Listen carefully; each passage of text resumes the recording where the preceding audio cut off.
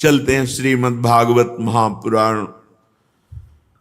भगवान परमहंस जी महाराज परीक्षित जी के परम पद आरूढ़ होने के लिए महापुरुषों के पावन चरित्रों को सुनाते हुए सब निस्सार है ऐसा अनुभव करा रहे हैं। आपने कल श्रवण किया नाभाग जी का चरित्र और उनके पुत्र अम्बरीश जी का पावन चरित्र। अम्बरीश जी के 3 पुत्र हुए, विरूप, केतुमान, शंभु। विरूप से प्रसदस्व और उसका पुत्र रथीतर हुआ। रथीतर संतानहीन थे। वंश परंपरा की रक्षा के लिए अंगिरा ऋषि से प्रार्थना की तो उन्होंने उनकी पत्नी से ब्रह्म तेज संपन्न कई पुत्र उत्पन्न किए। ये शास्त्रीय पद्धति पूर्व में थी कि जो परम पवित्र पातिव्रत धर्म धारण करने वाली स्त्रियां हैं, यदि पति से संतान नहीं हुई तो फिर ब्रह्म ऋषि से संतान उत्पन्न करने के विधान थे। वो भी ऐसे वेश बना करके, घृणास्पद भेष बनाकर नजदीक जाना, संकल्प के द्वारा या सहवास के द्वारा गर्भधारण, फिर दोबारा जीवन में कभी सामने ना आना, ऐसी पद्धति थी। इसी पद्धति का रहस्य जानने वाली माता कुंती ने महाराज पांडु से कहा कि अब आपके द्वारा संतान तो हो नहीं सकती, क्योंकि शाप हो चुका है ऋषि का कि आप सहवास करेंगे तो मृत्यु को प्राप्त हो जाएंगे। तो आप आदेश करें, हम एक एक देवता को बुलाते हैं। तो सबसे पहले ये धर्म है कि नहीं, इसीलिए धर्म को बुलाया था। ऐसे ही भगवान व्यास देव जी द्वारा धृतराष्ट्र, पांडु और विदुर जी का प्रादुर्भाव हुआ इसी पद्धति से। तो इसी पद्धति से अंगिरा ऋषि से प्रार्थना की तो उन्होंने उनकी पत्नी से ब्रह्म तेज से संपन्न कई पुत्र उत्पन्न किए। यद्यपि ये सब रथीतर की भार्या से उत्पन्न हुए थे, इसलिए इनका गोत्र वही होना चाहिए था जो रथीतर का था। फिर भी अंगिरा ऋषि से प्रकट हुए, इसलिए आंगिरस गोत्र के कहलाए। ये ही रथीतर वंशियों के प्रवर कुल में सर्वश्रेष्ठ पुरुष कहलाए, क्योंकि ब्रह्म ऋषि की संतान क्षत्रिय माता और ब्रह्म ऋषि पिता, इन दोनों के गोत्रों से इनका संबंध था। परीक्षित जी एक बार मनु जी के छींकने पर उनके नासिका से इक्ष्वाकु नाम का पुत्र उत्पन्न हुआ। छींकने से पुत्र उत्पन्न हो गया। ऐसे तपस्वी, ऐसे भजनानंदी महापुरुष मनु जी महाराज। इक्ष्वाकु नाम का पुत्र हुआ। इक्ष्वाकु से 100 पुत्र हुए। उनमें सबसे बड़े 3 थे, विकुक्ष, निमि और दंडक। परीक्षित उनसे छोटे 25 पुत्र आर्यावर्त के पूर्व भाग के और 25 पश्चिम भाग के तथा उपर्युक्त 3 मध्य भाग के अधिपति हुए। शेष 47 दक्षिण आदि अन्य प्रांतों के अधिपति हुए। एक बार राजा इक्ष्वाकु ने अष्टका श्राद्ध के समय अपने बड़े पुत्र को आज्ञा दी, विकुक्षे शीघ्र ही जाकर श्राद्ध के योग्य पवित्र पशुओं का मांस लाओ। वीर विकुक्षी ने बहुत अच्छा कहकर वन की यात्रा की और श्राद्ध के लिए शिकार किया। वो थक गया था, भूख भी लगाई थी, इसलिए ये बात भूल गए कि जो श्राद्ध के लिए शिकार किया उसे कभी खाना नहीं चाहिए, और उसने भूख के कारण खा लिया और बचा हुआ ला करके अपने पिता को दिया। इक्ष्वाकु ने अपने गुरुदेव से प्रोक्षण विधि से पवित्र करके श्राद्ध के लिए कहा, तो गुरुजी ने जो ही प्रोक्षण किया उन्होंने कहा, ये तो दूषित हो चुका है, पवित्र हो चुका है, श्राद्ध के योग्य नहीं है। गुरुजी के कहने पर राजा इक्ष्वाकु को अपने पुत्र की करतूत का पता चला। शास्त्र विधान का उल्लंघन करने वाले पुत्र को देश निकाला दे दिया। तदनंतर इक्ष्वाकु जी ने अपने गुरुदेव वशिष्ठ जी से ज्ञान विषयक चर्चा की फिर योग के द्वारा शरीर का परित्याग करके उन्होंने परम पद प्राप्त किया। महाराज इक्ष्वाक के देहांत हो जाने पर विकुक्षी अपनी राजधानी में लौट आए और पृथ्वी का शासन करने लगे। उन्होंने बड़े बड़े यज्ञों से भगवान की आराधना की और संसार में शशाद के नाम से प्रसिद्ध हुए। विकुक्ष के पुत्र हुए पुरंजय, उन्हीं को इंद्रवाह और ककुत्स कहते हैं। जिन कर्मों के कारण उनके नाम पड़े थे उन्हें सुनो। सतयुग के अंत में देवताओं का दानवों के साथ घोर संग्राम हुआ था। उसमें सब के सब देवता दैत्यों से हार गए। तब उन्होंने वीर पुरंजय को सहायता के लिए अपना मित्र बनाया। पुरंजय ने कहा, यदि देवराज इंद्र मेरे वाहन बनेंगे तो मैं देवताओं की तरफ से युद्ध करके विजय दिला सकता हूं।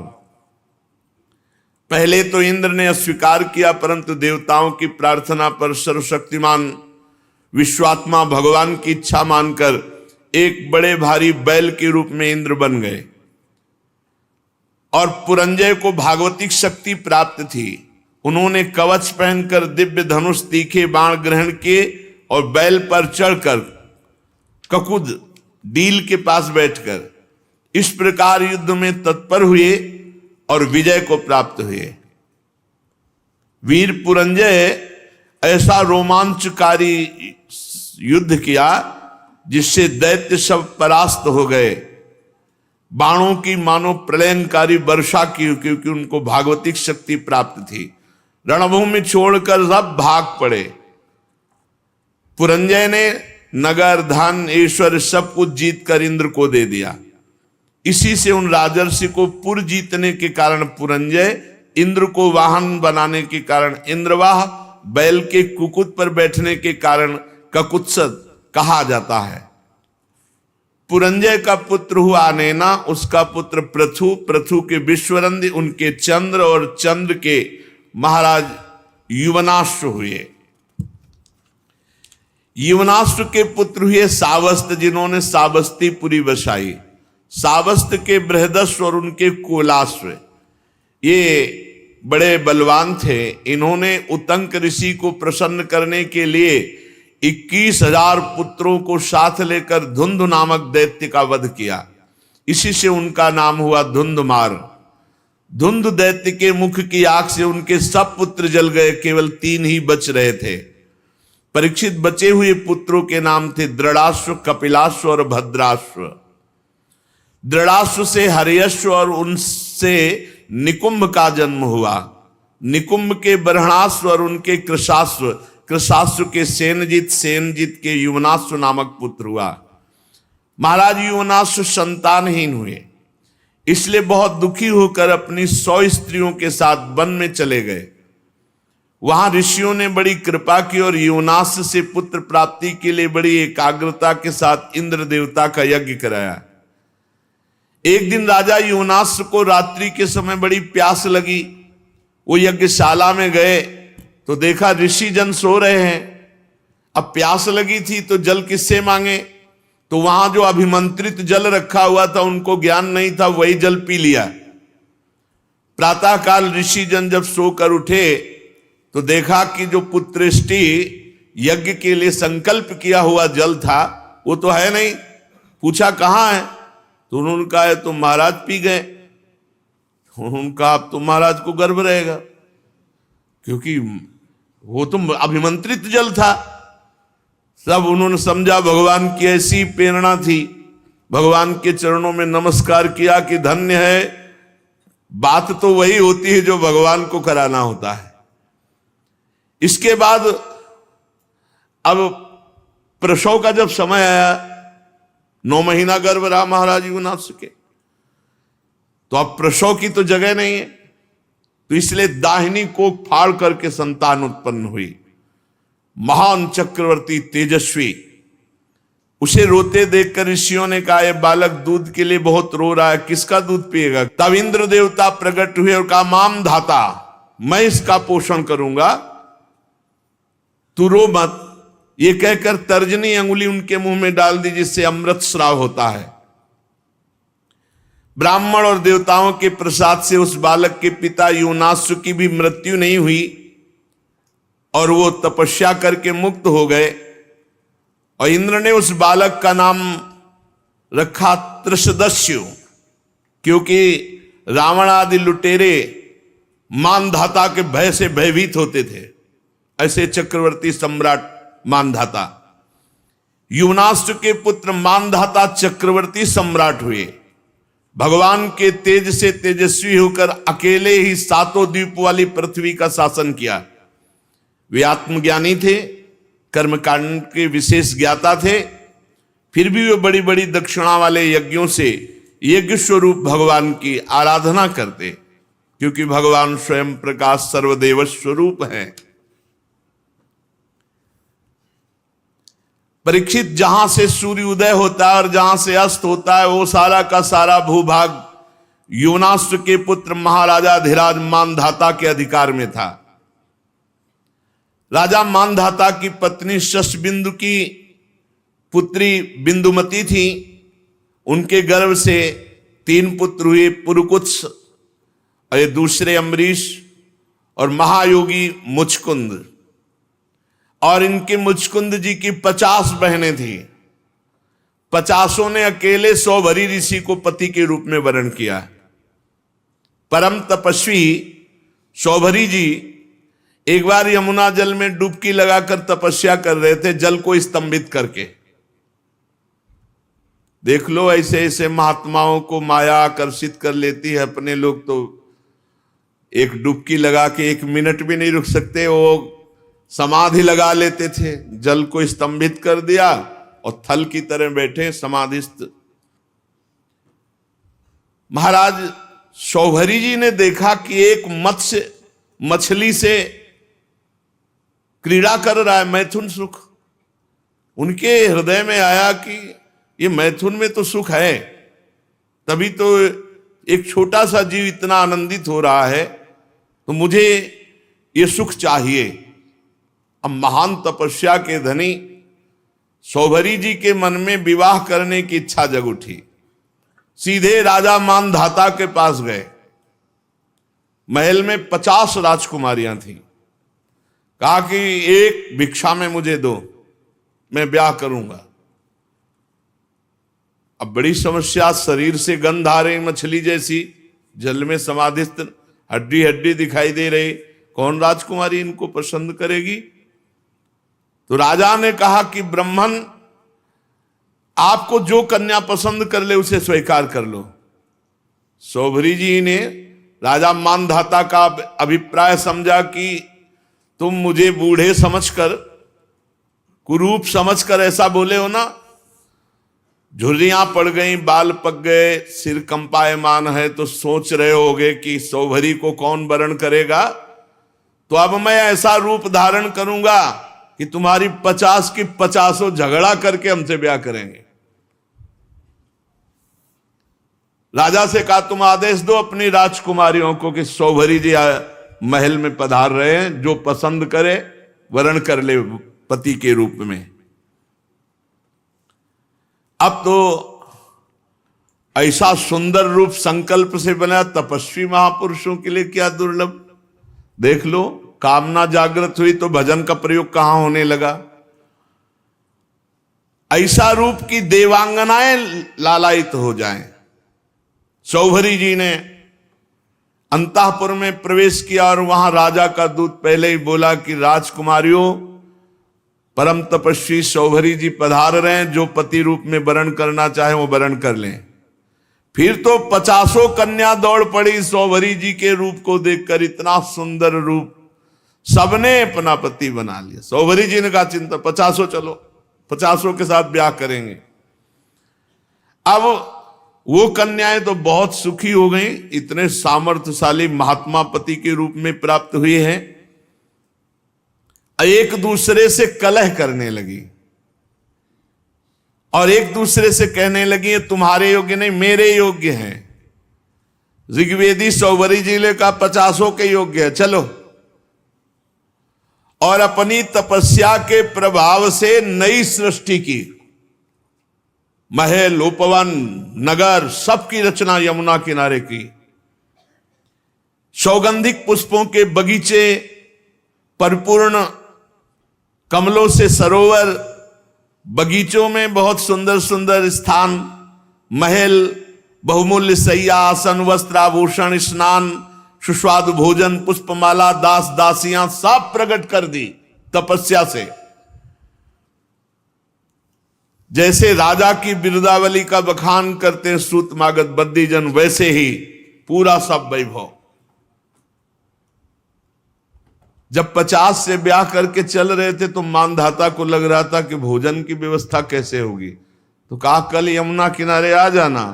तो सप्त द्वीपवती पृथ्वी के स्वामी मानधाता जी ने जब सौभरी जी के तप का प्रभाव देखा तो आश्चर्यचकित हो गए। उनके पास भी वो भोग सामग्री नहीं थी जो सौभरी जी के पास थी। तपस्या, उनका ये गर्व जाता रहा कि मैं सार्वभौम सम्राट हूं। सौभरी जी गृहस्थी के सुख में रम गए, अपने निरोग इंद्रियों से विषयों का सेवन किया, पर विषय सेवन से कभी काम तृप्ति थोड़ी होती। जैसे घी की बूंदों से आग तो और लपट बढ़ती है, ऐसे ही उनका असंतोष बढ़ा भोगों का। 50 राजकुमारियां, वैभव, सब सुख। ऋग्वेदाचार्य सौभरी जी एक दिन यमुना जी के तट पर बैठे और विचार किया कि अरे एक क्षण का कुसंग, मछली के एक क्षण के कुसंग से मेरी ये स्थिति हो गई कि मैंने सारी तपस्या खो दी केवल भोगों के लिए। अरे मैं तो बड़ा तपस्वी संयमी था, ये मुझसे चूक कैसे हो गई? ये मेरा आधा पतन तो देखो। मैं दीर्घ काल से अपने ब्रह्म तेज को अक्षुण्ण रख रहा था, परंतु जल के भीतर विहार करती हुई एक मछली के संसर्ग से मेरा ब्रह्म तेज नष्ट हो गया। अतः संगम त्यजेत मिथुन व्रतिनाम मुमुक्षु सर्वात्मना न विसजेत बहिरिंद्रियाणि एकश्चरन् रहस्य चित्त मनंतई से युंजीत तद्वृत्ति सुसाधु सुचेत प्रसंग। मुमुक्षु को चाहिए, साधक को चाहिए, जो भगवत प्राप्ति करना चाहता है, मैथुन धर्म से युक्त किसी भी प्राणी पर दृष्टि न डाले, न उनका संग करे। चाहे पशु पक्षी ही क्यों ना मैथुन कर रहे हो, अचानक दृष्टि चली गई, नीचे करो और नाम जप करो, दोबारा उधर मत देखना। दोबारा देखा तो घटना घटेगी जीवन में, उसका संकल्प बनेगा, क्रिया में उतर जाओगे। संगम त्यजेत मिथुन व्रतिनाम मुमुक्षु, जो मुक्त होना चाहता है ऐसे व्रत वाला साधक कभी किसी जीव को मैथुन करते हुए ना देखे। अगर एक बार दृष्टि चली जाए तो तुरंत वहां से हटा के नाम जप में लगावे। सर्वात्मना न विसजेत बहिरिंद्रियाणि, सदैव अपनी इंद्रियों को अंतर्मुख रखे, बहिर्मुख न छोड़ दे, स्वतंत्र रूप से इंद्रियों को बहिर्मुख ना होने दे। एकश्चरन्, अकेला रहे, चित्त मनंतई से, अपने चित्त को सर्वशक्तिमान भगवान में ही केवल जोड़े। चित्त का चिंतन विषय ना होना चाहिए, परमात्मा होना चाहिए। एकश्चरन् रहस्य चित्त मनंतई से युंजीत तद्वृत्ति सुसाधु सुचेत प्रसंगा। अगर संग करना पड़े तो भगवत प्रेमी महात्माओं का संग करे, अन्यथा असंग रहे, निरंतर भगवत चिंतन परायण रहे, इंद्रियों को अंतर्मुख रखे, कभी किसी को मैथुन से सहवास से युक्त देखकर आकर्षित ना हो जाए। नहीं, सौभरी जी कह रहे हैं कि हमारी दुर्दशा देख लो। विघ्न से बचने के लिए जल को स्तंभित करके भजन कर रहे थे, वही विघ्न पड़ गया। भगवान नाम निरंतर जपो, इंद्रियों को स्वतंत्रता मत दो, कोई बहिर्मुख दृश्य ऐसा मोबाइल में या बाहर मत देखो जो तुम्हें भगवत विमुख कर दे। देखो, मैं पहले एकांत में अकेले तपस्या में संलग्न था, फिर मछली का मैथुन देखा। मोबाइल में गलत दृश्य देखने वाले कैसे संभल सकते हैं? जब मछली की क्रीड़ा देखकर एक महात्मा 50 ब्याह करता है, तो तुम मनुष्य की क्रीड़ा देखोगे सर्च करके, गंदी गंदी बातें देखोगे, इधर उधर की नाटक नौटंकी देखोगे, तुम भजन करोगे? ये बहुत बड़ी कलयुग की कुचाल है मोबाइल। अगर इससे काम ले पावे तो अपने बस जो महापुरुषों के वचन सुन लो, या जो अत्यंत आवश्यक कार्य कर लो, नहीं तो स्विच ऑफ करके रख दो। अगर बार बार उसको देखना और किसका मैसेज और सब, तो फिर वो आकर्षण चित्त में ऐसा बैठेगा कि एकांत में गंदी बातें देखने लगोगे। मतलब अगर मोबाइल से सही प्रयोग ना हुआ तो मोबाइल ही काफी है साधक को भ्रष्ट करने के लिए, नष्ट करने के लिए। इसलिए मैं पहले एकांत में अकेले तपस्या में संलग्न था। मछली की मैथुन क्रीड़ा देखकर 50 विवाह किए, फिर संतान से 5000 हो गई। कहां अकेला और कहां 5000 के बीच में।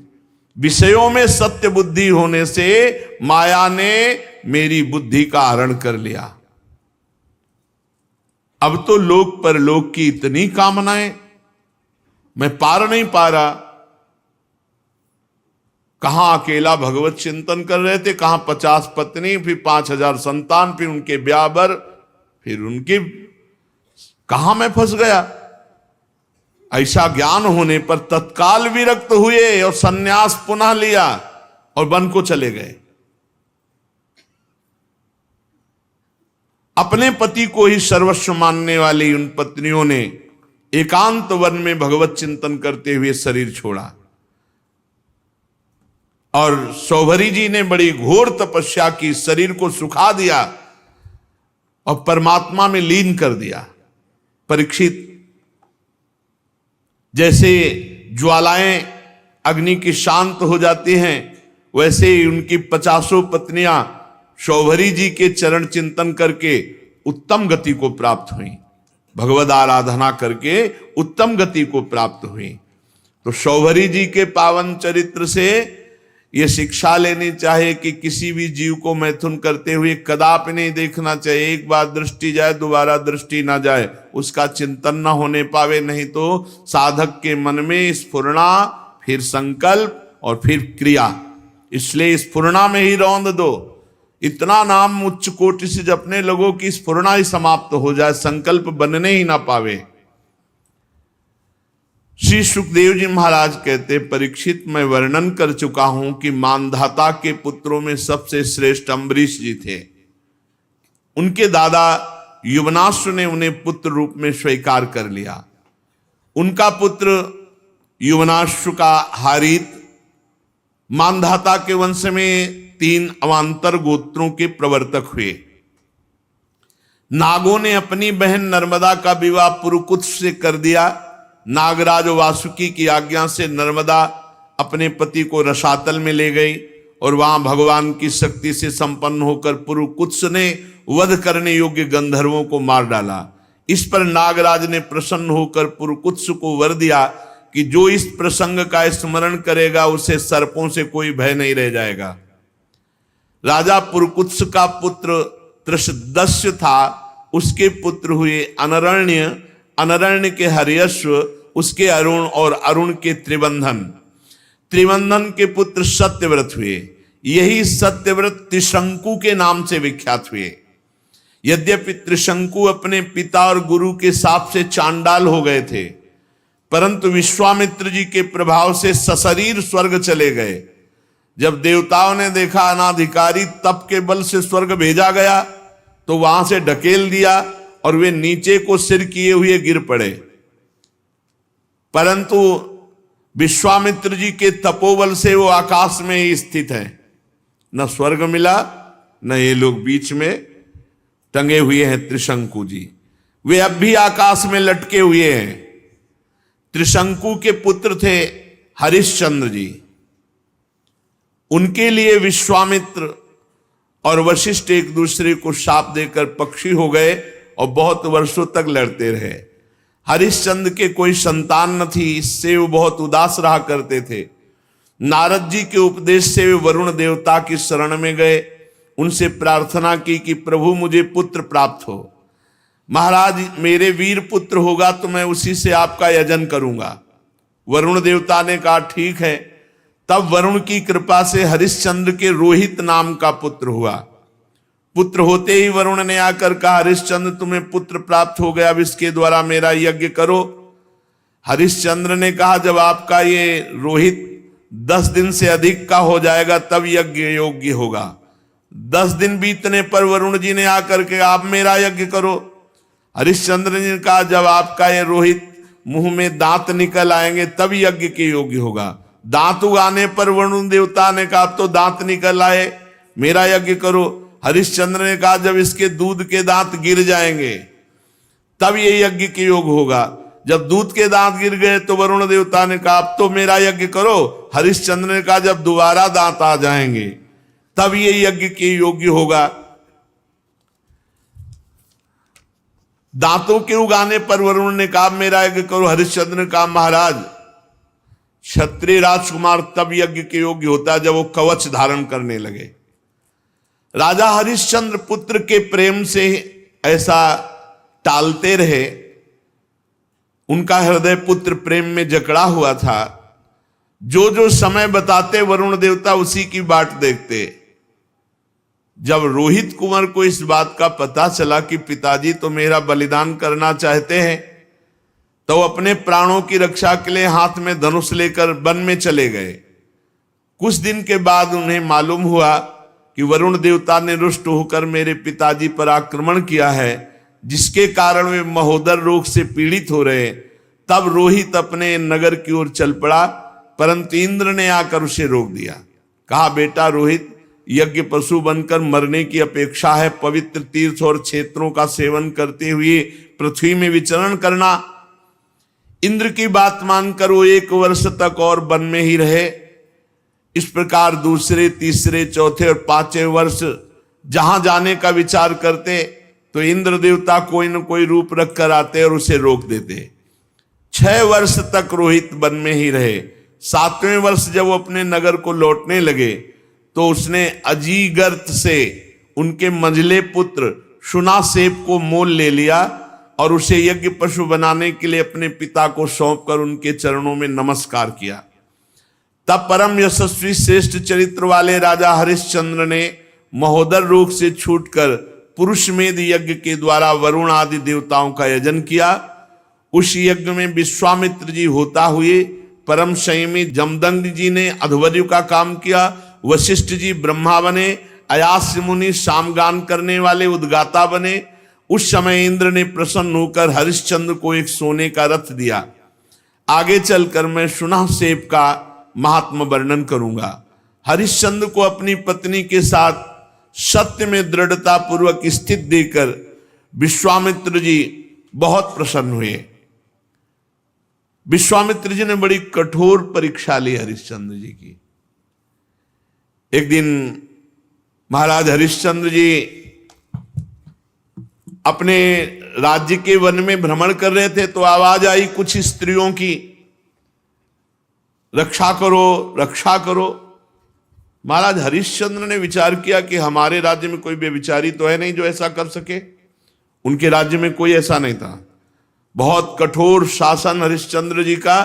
ये अयोध्या के चक्रवर्ती सम्राट थे, धर्मात्मा, प्रजापालक, दानवीर, भगवत भक्त और धर्मनिष्ठा का ऐसा प्रभाव कि इनके राज्य में कोई किसी माता बहन की तरफ गंदी दृष्टि से भी नहीं देख सकता था।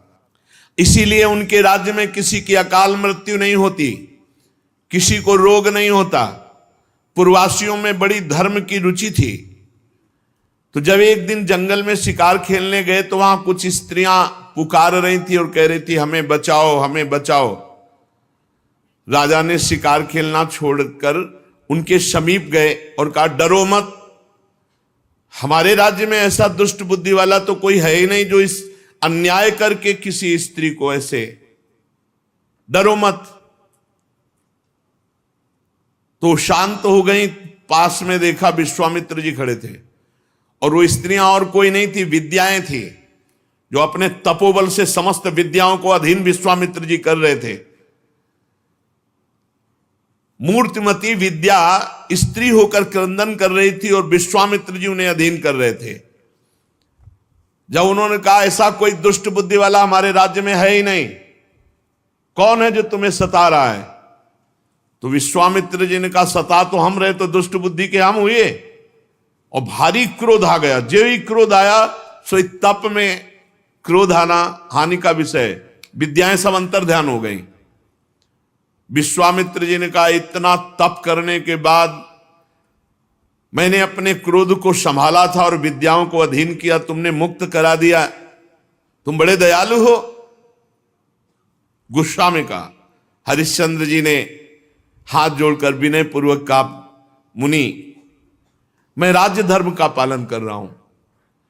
राजा का कर्तव्य है, यदि कोई अनाथ, कोई शरणागत किसी भी तरह सताया जाता है तो उसकी रक्षा करना कर्तव्य है।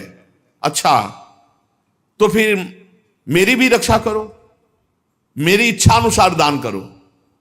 राजा ने कहा, आदेश कीजिए। तो उनका, इस समय तुम्हारे पास क्या है? घोड़ा, खजाने की चाबी, दो। दान ले लिया और कहा, दक्षिणा में हमें प्रचुर स्वर्ण चाहिए। कहा, दिया। ठीक, चलो दक्षिणा दो। तो उनका खजाने तो पहुंचे। बोले, मिथ्यावादी, जब खजाने की चाबी दे दी तो खजाना तेरा कैसे? हाँ, ये बात तो है। और घोड़ा दे दिया तो जहां तक घोड़े की टाप गई, सारा राज्य मेरा। बहुत दानी बनता है, बहुत उदार बनता है, विद्याओं की रक्षा करेगा तू, अब दे। तो उनका, महाराज चिंता मत करो, हमारे राज्य में तो हमको कोई खरीदेगा नहीं, और वो राज्य अब आपका हो चुका है। इसलिए राजा ने विचार किया कि सभी शास्त्र पुराण कहते हैं काशीपुरी भगवान शंकर के त्रिशूल पर बसी है और उसके अधिपति देवाधिदेव महादेव हैं। अतः वो परम दिव्यपुरी में चल करके अपने आप को बेचना चाहिए, और जो बेचने से स्वर्ण मिले वो दक्षिणा में देना चाहिए। जो अभी चक्रवर्ती सम्राट थे, विश्वामित्र जी ने नंगे पैर निकाला राज्य से, और जाओ बिको और दक्षिणा दो। अब परम सुकुमारी रानी सेव्या, पुत्र रोहित काशी को चल पड़े। मार्ग में मुनि ने एक माया रची कि राजा रानी और रोहित तीनों को अत्यंत प्यास लगी। बहुत सुंदर जल की, मीठे जल की सृष्टि की, और आप बैठ गए ब्राह्मण के वेश में और कहा, आओ पानी पी लो। बहुत आग्रह किया। राजा ने कहा, मैंने मुनि को दान दिया है, दान की पूर्णता दक्षिणा से होती, जब तक दक्षिणा नहीं दे लूंगा पानी नहीं पीऊंगा। ऐसा कह के राजा आगे बढ़ गए। ब्राह्मण ने रानी और रोहित कुंवर से भी कहा कि जल पी लो। उन्होंने कहा, नहीं, हम धर्मात्मा राजा की संतान हैं, हम उनकी पत्नी हैं, जब तक राजा अपनी दक्षिणा नहीं दे देते तब तक हम पानी नहीं पिएंगे। ब्राह्मण ने कहा, झूठ, राजा तो जल पी गए, तुम लोग क्यों जल नहीं पियोगे? तो उन्होंने कहा कि वो परम स्वतंत्र हैं, वो पी सकते हैं, लेकिन जब तक वो मुझे आदेश नहीं करेंगे मैं नहीं पीऊंगा। और झूठ बोला था कि वो पी गए। विश्वामित्र जी ने परीक्षा ली थी, बड़े प्रसन्न हुए और कहा, जाओ जिस कार्य के लिए जा रहे हो। 1 महीने की अवधि मांगी थी, 1 दिन शेष रह गया। अब यहां अयोध्या से काशी पैदल चल के जाना। विश्वामित्र जी ने कहा कि अगर तुमने हमारी दक्षिणा नहीं दी और समय पूरा हो गया तो मैं तुम्हें शाप दे दूंगा। आज का अंतिम दिन है। हरिश्चंद्र ने मुनि को प्रणाम किया और कहा, अभी आधा दिन शेष है, अभी आप कुछ मत बोलिएगा, प्रयास करते हैं कोई मुझे खरीद ले। आपने इतने दिन प्रतीक्षा की और कर लीजिए, आधा दिन की ही तो बात है। मुनि अंतर्धान हो गए। राजा ने अपने बेचने का निश्चय करके पुकारा। साध्वी रानी ने कहा, महाराज अगर आप बिक जाएंगे तो मैं और पुत्र। तो उन्होंने कहा, देखो धर्म के लिए सब कुछ बलिदान है। अगर पूरी दक्षिणा नहीं पड़ी तो आपको भी बेच दूंगा, पुत्र को भी बेच दूंगा, अपने आप को बेच दूंगा। पति की ऐसी अवस्था देख करके रानी बहुत अंदर से विकल हुई। उधर विश्वामित्र जी की कड़ी चेतावना, तो चित्त में दुख है और गदगद कंठ से पुकार, कोई मुझे खरीद ले। तो एक वृद्ध ब्राह्मणी के वेश में 500 स्वर्ण मुद्राएं देकर के रानी को खरीदा। रानी ने उस ब्राह्मणी से प्रार्थना की कि यथाशक्ति मैं घर की पूरी सेवा करूंगी, कभी इंकार नहीं करूंगी। मेरी 3 बातें आपको माननी होंगी। मैं कभी किसी पुरुष से संभाषण नहीं करूंगी, एकांत में नहीं मिलूंगी, किसी का जूठा नहीं खाऊंगी, और सेवा के अतिरिक्त मैं एकांतवास करूंगी, मेरे समीप कोई नहीं आना चाहिए। स्वीकार कर लिया। अब राजा के सामने ही रानी बिक गई। अब पुत्र को अंचल पकड़कर मां के संग जाते देख करके पहले तो बहुत हटाया, जब नहीं हटा तब कुछ स्वर्ण मुद्राएं देकर पुत्र को भी साथ में खरीद लिया। राजा अत्यंत दुख से व्यथित कि कहां राजकुमार और महारानी कैसे रहती थी, आज बिक करके सेवा में। विश्वामित्र जी याद हमके राजा ने प्राप्त धन कि हमने पुत्र और पत्नी बेच दिया, ये लीजिए। तो उनका शेष पूरा कौन करेगा? कहा महाराज अभी मैं हूं ना, मैं अपने को आवाज लगाता हूं, कोई न कोई मिल ही जाएगा। तो उसी समय चांडाल खरीदने के लिए उपस्थित हुआ। विश्वामित्र जी की पूरी दक्षिणा दी। जब राजा को पता चला खरीदने वाला मेरे को चांडाल है, तो उन्होंने कहा विश्वामित्र जी आपकी शाप की अग्नि से जलकर मरना ठीक है, लेकिन इस चांडाल की अधीनता मैं स्वीकार नहीं कर सकता। विश्वामित्र जी समय खत्म हो रहा है, मुझे दक्षिणा चाहिए थी, वो मिल गई, अब तुमको चांडाल के अधीन होकर रहना पड़ेगा। अब तो उसकी इच्छानुसार बनकर के दास सेवा करनी होगी। विश्वामित्र जी ने कहा 1 अरब स्वर्ण मुद्रा दी है, हरिश्चंद्र तुम्हारे को खरीद लिया इस चांडाल ने। बड़ी विडंबना, चक्रवर्ती सम्राट चांडाल के अधीन। उन्होंने कहा स्मशान में पहरा दो। रात्रि में स्मशान के पहरा में काम में लगा दिया। अब और दिन रात लाठी लिए हुए मरघट में सौदा करने वालों से कर वसूल करते। जहां सैकड़ों दासियां सेवा में रहती थी, वहां महारानी दासी बनकर के ब्राह्मणी के यहां सेवा में झाड़ू लगाना, घर लीपना, जल भरना, ये सब। और राजकुमार रोहित को भी सेवा दी गई थी, पुष्प चयन करके लाओ। विश्वामित्र जी को इतने पे भी संतोष नहीं हुआ। चांडाल की आज्ञा से नादों में जल भरते थे और विश्वामित्र जी उन नादों को फोड़ देते। जब जल बह जाता तो चांडाल आकर बहुत तिरस्कार करता हरिश्चंद्र का, हाथ जोड़े सर झुकाए खड़े रहते हरिश्चंद्र। एक दिन पुष्प चयन करने के लिए संध्या के समय राजकुमार रोहित गया तो वहां सर्प ने डस लिया। तत्काल प्राणांत हो गया बालक का। अब महारानी जिस पुत्र का मुख देखकर जीवित थी, वो पुत्र विधाता ने छीन लिया। दुख पे अपार दुख। रात्रि का घोर अंधकार, आकाश में मेघ आच्छन्न है। अकेली पुत्र के शव को लोग लेकर रोती हुई जा रही, वहां कोई साथ नहीं, कोई ब्राह्मणी साथ नहीं है। श्मशान में पहुंची। हरिश्चंद्र जी ने देखा, अरे ये हालत हमारी पत्नी की धर्म के लिए, लेकिन मैं जब बिक चुका हूं तो अपने धर्म से नहीं हटूंगा। रानी विवश में ही रात में सौ लेकर श्मशान जब गई तो वहां बहुत जोर के रोती हुई हरिश्चंद्र से कहा कि तुम्हारा पुत्र पधार गया है, सर्प ने काट लिया है। हरिश्चंद्र बोले श्मशान के स्वामी का पहले कर दो, फिर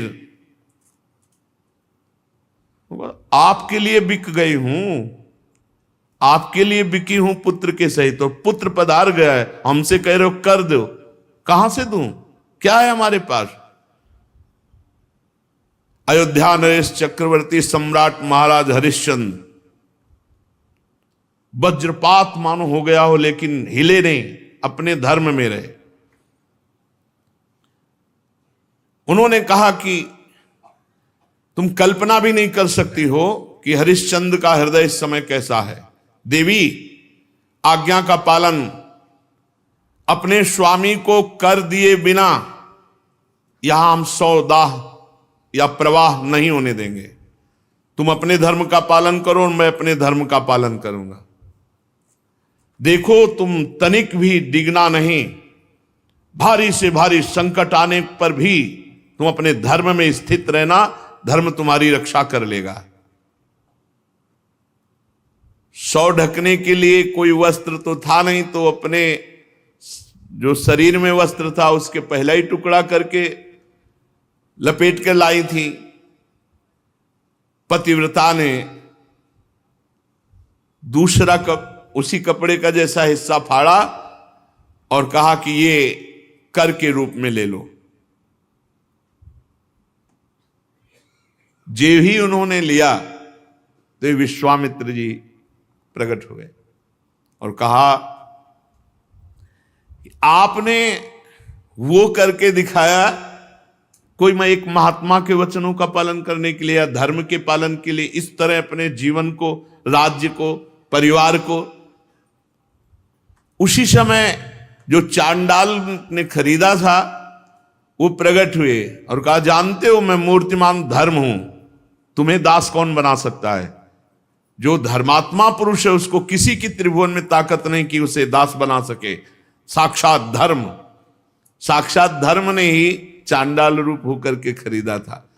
साक्षात अंबा अन्नपूर्णा ने ही, जो ब्राह्मण के वेश में थी, वो कुंवर को और रानी को खरीदा था। देवराज इंद्र ने अमृत की वर्षा की, रोहित कुंवर जीवित हो गए। विश्वामित्र जी ने कहा ये अपनी चाबी पकड़ो और ये लगाम घोड़े की, जाओ तुम्हारी जय हो, तुम माया पर विजय प्राप्त कर चुके हो। देवराज ने कहा कि अब तुम्हें मृत्युलोक का राज्य करने की जरूरत नहीं, सशरीर स्वर्ग की यात्रा करो। हरिश्चंद्र ने कहा नहीं, मर्यादा है, धर्म कहता है तो पहले यहां हम तप के द्वारा शरीर छोड़ेंगे, फिर जो भगवान गति देंगे। तो अयोध्या में पुनः महाराज हरिश्चंद्र जी आए। प्रजा जय जयकार करती हुई बहुत सुख में निमग्न हुई। सत्यात् परो धर्मः, सत्य से बढ़कर कोई परम धर्म नहीं। और जो धर्म का पालन करने के लिए कष्ट सहता है उसकी सदैव विजय होती है। ऐसे महाराज त्रिशंकु के पुत्र हरिश्चंद्र जी थे, जिनका यश सत्य के लिए विस्तार को प्राप्त हुआ। शेष चर्चा आगे। श्री राधा वल्लभ लाल की।